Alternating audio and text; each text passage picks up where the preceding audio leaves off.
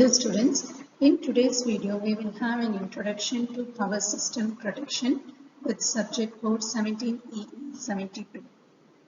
First we will have a look into the course objectives. The first objective is you should understand what are the components of an electrical power system, why actually we need to protect them, what are the different components of a protection system, which are the different schemes available to protect a system. So when we speak of components, the components of a power protection system are mainly relays, circuit breaker, current transformers, voltage transformers. So we have to look into what are the different types of relays available, how exactly it is constructed, and what is the operating principle. That will be the first objective. The second objective is you should know what is electromechanical relay. So you will be learning what is a static relay, what is a numerical relay, and we will have a comparison between this electromechanical, static and numerical relays. And the protective schemes are mainly 4 types. So there are 4 protective schemes available which we can implement to protect any electrical power system. Those are overcurrent protection scheme, distance protection scheme, carrier current protection scheme, and differential protection scheme. So you need to understand what is overcurrent protection scheme and distance protection scheme. So what is the operating principle? What are its characteristics? That will be the second objective. Third objective is we are going to study the construction of differential protection scheme, the characteristics of a differential protection scheme, how are differential relays classified. So that will be the third objective. Fourth objective is one of the main component of the protection system, which is the circuit breaker.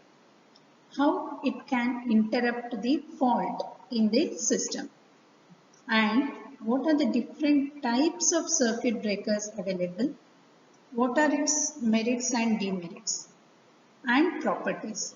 That will be your fourth objective. And the last objective is what is meant by a fuse. You should know what is meant by a fuse, what are the different types of fuses available, which fuse can be used for which particular application, and you should know all the technical terms which are related to a fuse. So that will be the fifth objective, as well as you will be studying how to protect a system against lightning and what are the modern trends in the protection system. So these are the 5 different objectives of power system protection.